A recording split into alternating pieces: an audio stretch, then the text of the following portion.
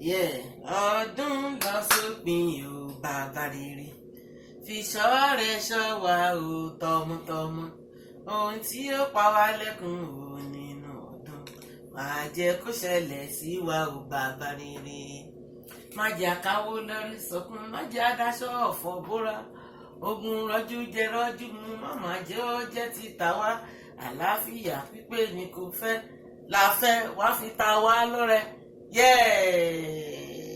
Beautiful people, hello. My name is Princess. This is Yoruba American Comedy.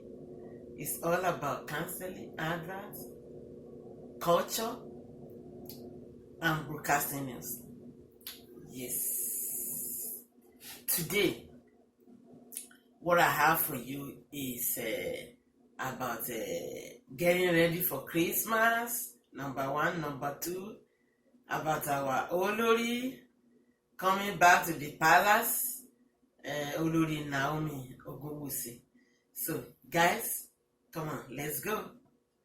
Yes. Please,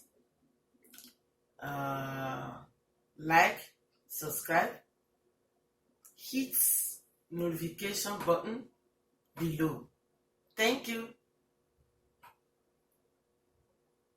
Today, everybody, we know what is going on in the town now. Everywhere, all over the world, both home and abroad, we are getting ready for Christmas. Yeah, that's good. It is a good time for us. It's an enjoyment time, you know. Everybody will dress up, you will eat, you will travel. I know. But where are you going to? Are you ready to travel now? Please make sure that you travel at the safety time. Don't travel night time. Don't travel very early in the morning. Make sure you travel around 7 in the morning till when it is 6 o'clock. Anywhere you are, please knock down there. Do what? Stay right there. Even though you are travel coming from another town to town, please, when you see an hotel or somewhere you can hide yourself until the following morning, then continue your journey. Do not say we are about to get there. Please do not risk that thing. It's dangerous now. You know all those people that are kidnapping, killing everywhere and there. They are always all about. And please, I don't want to say more than that. Please, just be sure, be safe. Be safe. Don't go too far away this time around. If I were you, I would do my Christmas in my house. If I'm in Lagos, Ibadan, Oyo, Osun, Ekiti, all over, Ilesha, Ile-Ife, everywhere. Please stay where you are. Do your Christmas there. Are we getting ready to buy things for our kids? If you able, don't force yourself. Don't go and steal. Don't go and steal chicken. Don't go and steal ewúrẹ́ that you must kill. Wọ́n náà wàá jẹ́ kán gbà kó ṣọdún. Don't do it. Tọ́wọ́ bá tó ẹ, tọ́ bá jù ẹ sí òòlù báwọn ṣe Christmas yẹn o. Remember that. Because wọn ọ̀rọ̀ ọlọ́pàá tó fẹ́ lọ mú ẹni tó pààyàn bẹ́ẹ̀ tán bá rí ẹni tó jí ewúrẹ́ sí tó jí adìyẹ wọn á rọ́ ọlọ́pàá tó máa mú o. Àwọn tó fẹ́ kó já sí dáadáa kó tètè mọ̀ yẹn wípé àwọn security ta ní Naija ń sìn nìyẹn. Kó má rò pé bóyá kidnapper wọn mú wọn. Àwọn tó ń pààyàn wọn mú wọn. So tó bá gbádìí ẹ wọn ní mú ẹ wọ́n á mú ẹ tán bá dẹ̀ mú ẹ ẹjọ́ tiẹ̀ gan máa ju ti kidnapper lọ. So ọmọ kan wrong place ni wọ́n kọrí sí lọ́dọ̀ wa ń bẹ̀ yẹn. They don't do the right thing. Má gbéwúrẹ́ o, má gbádìí o, ṣe mọ́ ẹlẹ́wà àṣàpọ̀n òní kò ṣe o. Bó ṣe ráìsì abọ́ kékeré lórí lọ́jọ́ yẹn rọra sí bó ṣe òkú èkó lórí sórí ẹ̀ ẹja aláràn gé sórí ẹ̀ kò jẹ́ káwọn ọmọ ẹ̀ jẹun ìwọ̀nba owó tó bá ní lọ ra fọ̀páwọ̀n tó bá dẹ̀ lágbára aṣọ wax ankara rà á tó bá dẹ̀ jẹ́ pé Kampala náà ló máa rà á dirẹ́ lọ rà á wọ́n ń tà nílé Ifẹ̀ bàbá wa Adéyẹyè wọ́n ti ṣayé dẹrùn fún wa wọ́n wà nílé Ifẹ̀ ìwọ tó wà lóṣogbo ìwọ tó wà ní Iléṣà ìwọ tó wà ní Ìkirè Ọdẹ Òmu Gbọ̀ngán Ọdún Àbọ̀ Olówu àbí wọ́n ṣe ń porúkọ ìlú bàbá Lúwo yẹn Ìwó gbogbo yín ẹ lọ sílé Ifẹ̀ lọ ra àǹkárá ń bẹ̀ àmì ẹ lọ ra àdìrẹ kẹra wọn níwọ̀nba kẹ́kọ̀ọ́ fi ṣe búbù fáwọn ọmọ yín wọ́n ti sọdún nìyẹn o mo rántí ìgbà táwa náà wà kékeré wọ́n máa fi yẹrí ní onípùpù sí wa létí a máa wọ bùbá àti ìró nígbà míì a wọ kaba àwa dé háàtì àwọn oníte yẹn háàtì tó ní láìlọ́n tó máa ń ráǹdì yẹn àfi sórí àfi rọ́bà ẹ̀kọ́ ibi ìbàyẹ̀ kó má bàa jábọ́. You remember those days? It was a good time. It was a good time for us because we think we are enjoying, and it was. We are enjoying. So níwọ̀nba làwọn òbí wa ṣe ń gbà yẹn wọn torí tiwa kan lọ gbé ewúrẹ́ kan torí tiwa kan lọ gbádìyẹ àmọ́ pé gbàdẹrùn díẹ̀ ń gbà yẹn ó sì tó ìṣe díẹ̀ wọ́n lọ sóko wọ́n á ta èrè oko wọ́n á fi ra nǹkan ọdún fọ́mọ wọn bẹ́ẹ̀ tí ń sìn wọ́n jẹ́ kó lọ sóko mọ́ àwọn olóríkórí àwọn yẹn ti gba oko kan wọ́n ti gba oko wọ́n ti gbalẹ̀ lọ́wọ́ gbogbo wa nílá gẹ̀dẹ̀ ìjókòó sílùú táwọn olè Ọlọ́run á gbà wá nú ẹ̀ sòsí wọn níbi tó bá wọn torí Ọlọ́run má lọ jalè o má lọ wọ ọwọ́ lọ́wọ́ pé àǹtí yẹn wọ latest nínú YouTube ó ń jó òbí ó ń jó Sànní ó ń jó Wàsíù ó ń jó gbogbo ẹ̀ kó náà wà lọ kọjá sórí tọ́wọ́ bá tó ẹ má gbàgbé kidnapper sẹ́gbẹ̀ẹ́ kan má gbàgbé àwọn tó jí owó sẹ́gbẹ̀ẹ́ kan wọ́n yẹn gan-an máa ṣèdájọ́ fún because ara ń kan wọ́n ní ìdájọ́ fáwọn tó ṣẹ̀ ìwọ tó ṣẹ̀ yẹn gan-an máa fi kanra mọ́ jẹ́ kí n sọ fún ẹ má kọjá yìí ọ tó bá mọ̀ pé kò sí rárá tó bá fi jalè lọ báwọn tó bá ní mo jẹ́rìí àwọn bàbá màmá kọ̀ọ̀kan wọ́n sì láàánú lójú tó bá lọ bá wọn wọ́n á fún ẹ níwọ̀nba abọ́ ráìsì méjì làwọn ní wọ́n á dá sí méjì wọ́n á fún ẹ lápá kan tó máa ṣe fọmọ ẹ ṣùtì gbọ́ mo ní kí n já sí fún ẹnu torí tá a bá rántí ìgbà yẹn gbọ́ ṣe tọ́jú wa ó máa jẹ́ ìbànújẹ́ ọkàn pé kí ló dé tá a lè ṣe lè fọmọ wa kì í ṣẹ̀bi wa ìgbà tó dé ni tí bàbá dẹ̀ ti dé àyè àtúnyọ́ níbi tá a bá yí sí èyí táyé báwọn yí síbi táyé bá ti yí sí o má lọ jalè o Olúwa pèsè fún wa o ẹ̀yin tẹ̀ ń tajà èrè á wọnú igbá o owó tútù owó àárọ̀ òun lè máa pa o ẹ̀yin tẹ̀ ń ṣiṣẹ́ ọwọ́ ẹ ronú sí o ẹ ṣe dáadáa kẹ́ ẹ lè rówó yín gbà lásìkò ẹ mọ̀ pé tẹ́ bá ṣiṣẹ́ tó dáa ẹ tẹ́ bá gbéṣẹ́ fún ẹni yẹn mọṣẹ́ á lè sanwó yín lásìkò tẹ́ fi máa rí owó ra ráìsì sí inú abọ́ fáwọn ọmọ yín àwọn ọmọ yẹn ló lọ ọdún kérésì àwọn ló ní ọdún tuntun àwa ìyá àti bàbá tẹ́ bá ṣáà ti lọ sísàlẹ̀ àpò tí wọ́n ní ọmọdé òkè ńlá sọ títí tí kò láṣọ tó àkìtà kó ní àkísà tó àgbà ṣe ráwọn aṣọ tó ń pè ní àkísà yẹn kì í ṣe àkísà tó ti já o àwọn aṣọ òkè aṣọ ẹ̀tù ẹ bá mi fi pọ́npọ́ lù dáadáa ẹ ya gèlè yín kẹtù sára kò sẹ́ni tó máa rí yín bẹ̀tà ọmọ yẹn gbọ́dọ̀ jẹun ọmọ yẹn gbọ́dọ̀ wọṣọ ọdún kẹmí sọ pé ẹ ṣe Olúwa dẹ̀ ràn yín lọ́wọ́ ojú òní tiwa nǹkan tí mo tún fẹ́ bá yín sọ guess what mo gbọ́ fínrífínrí kan pé olórí Naomi ti fẹ́ padà sáàfin tẹ bá rántí àwọn kíní mo ti ṣe síwájú bíi méjì kan ìkan tí mo ní olórí Naomi slap the police officer today then mo tún ṣe kan náà tí mo ní Arẹwà àti èyí elédè Èkìtì pé bàbá wa Adéyẹyè wọ́n ti resolve altercation wọn ìyẹn ṣe ó ti jáde ti pẹ́ bẹ́ẹ̀ mo ṣe gbé jáde láìpẹ́ ni sódà kẹ́ lè mọ̀ pé nǹkan tí mò ń sọ òótọ́ ọ̀rọ̀ ní ilé ọba kì í ṣe ibi tí wọ́n ń lọ tó bá ti wọbẹ̀ ó lè wọbẹ̀ kó ló fẹ́ jáde wàá ti rò tẹ́lẹ̀ pé síbi tí mò ń lọ sí mo lè dúró ńbẹ̀, because tó bá yẹ pé síbí ọwọ́ òsì náà fi ń mu, ọwọ́ òsì yẹn náà ló máa bá wọn fi mu tó bá débẹ̀. Ó lè jẹ́wọ́ ọ̀tún náà fi ń mu níta, ọwọ́ òsì yẹn ló máa fi bá wọn mu. Ò bá jẹ́ pásítọ̀, kó jẹ́ lèmọ́mù, kó wérí látòrí dé ẹsẹ̀, wọ́n bá ti ń ṣe nílé ọba ló sì máa bá wọn ṣe o.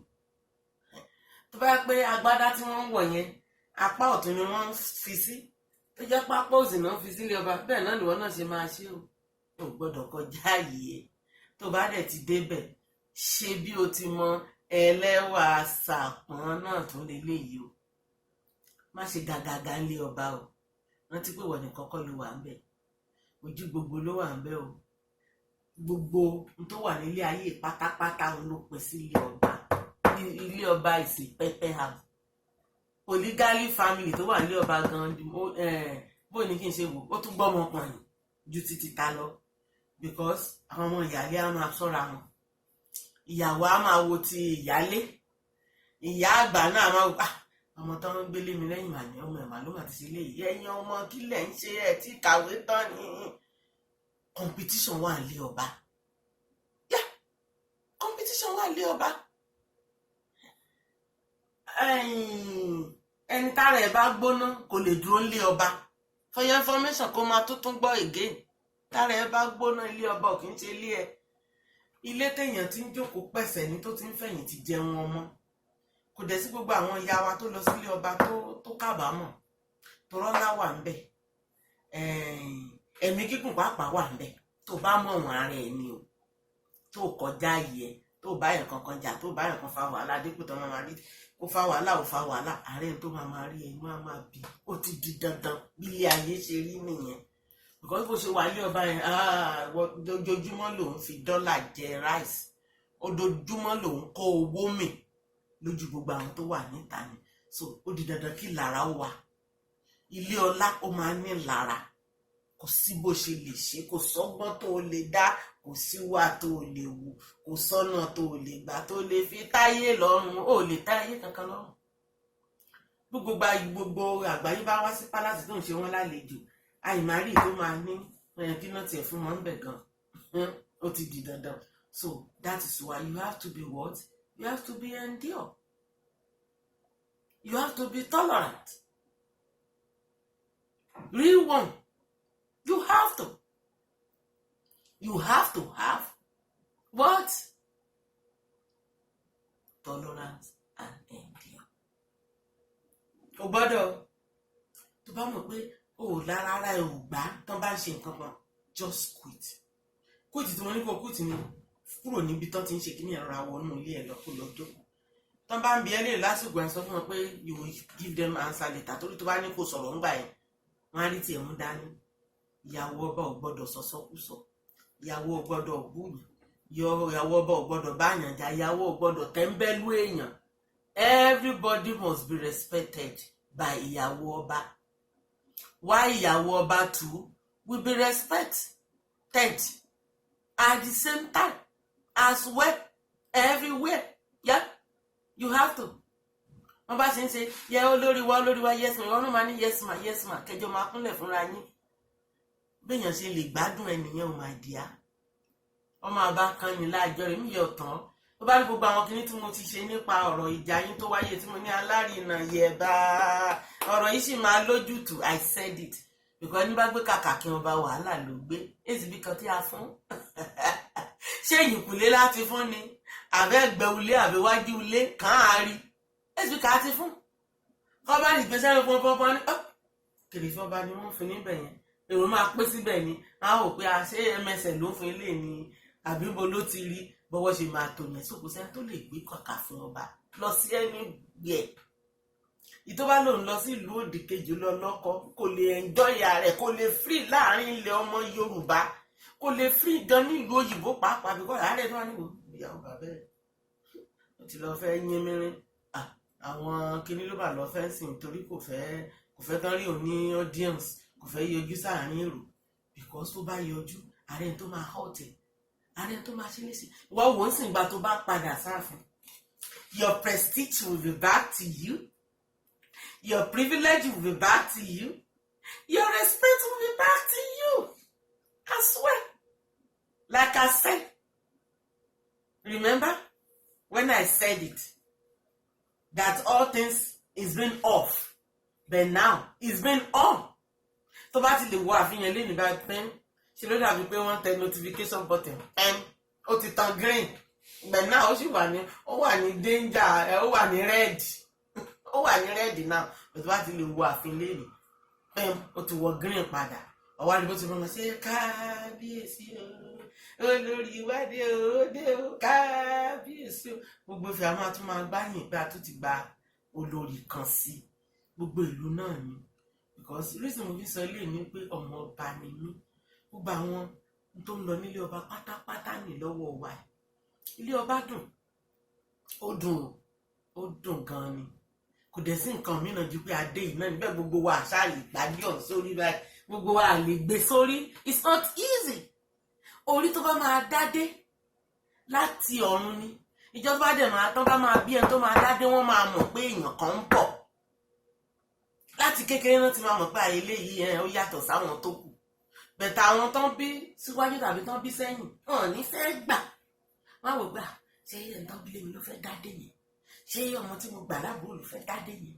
Ṣé bọ̀dá mi ló fẹ́ dádé yẹn? Why me? I mean, why not me? Okay. Ó di dandan kó gun ó wà. Ìyálé á máa wò pé ọmọ mi o, ìyàwó náà ní ọmọ mi ló máa dé o.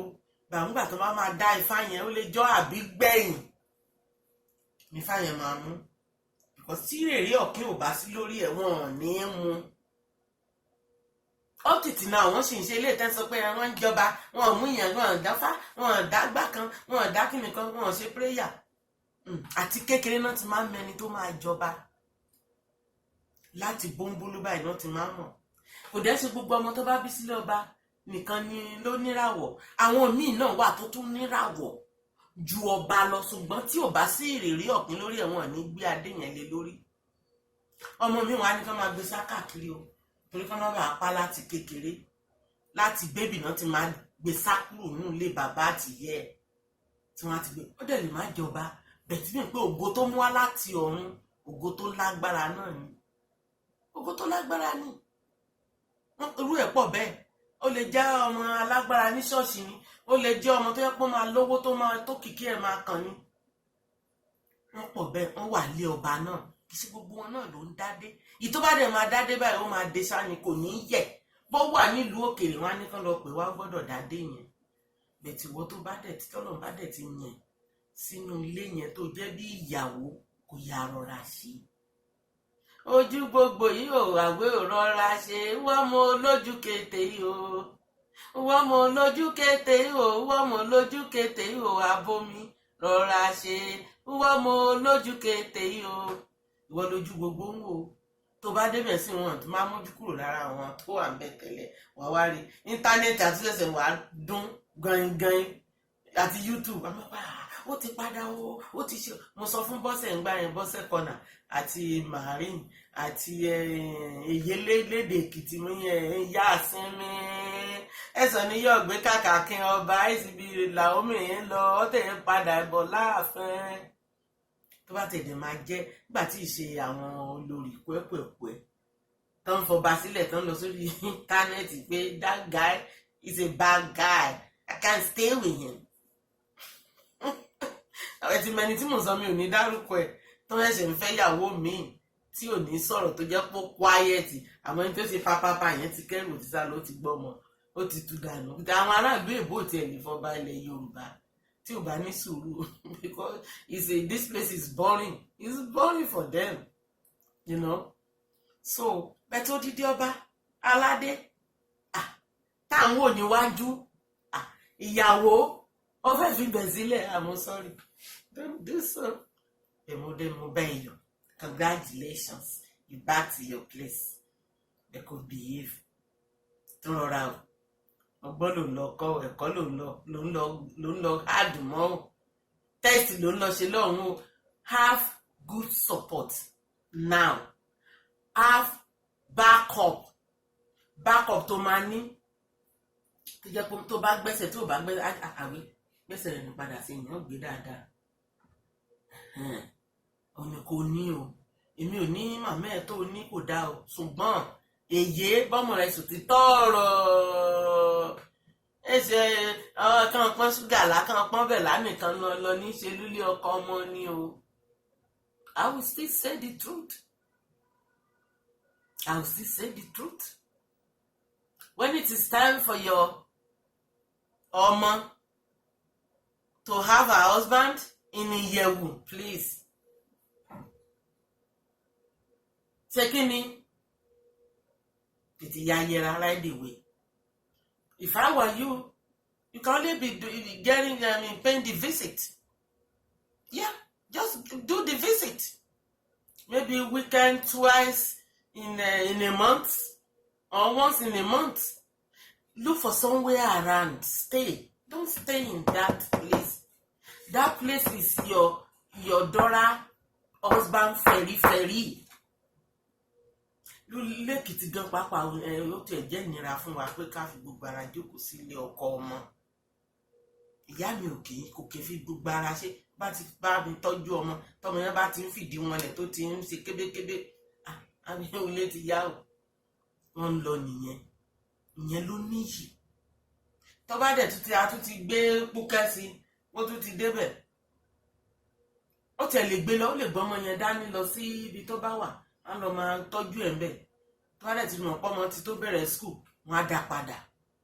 Kọ́ máa ṣe visit. Bàbá lè má fẹ́ yọ̀ǹda ọmọ wọn pé kọ́ máa gbé káàkiri ojú ọ̀nà because ó tún dangerous ní àwọn olóríire yẹn sì wà ń bẹ̀ Ọlọ́run á yọ wá.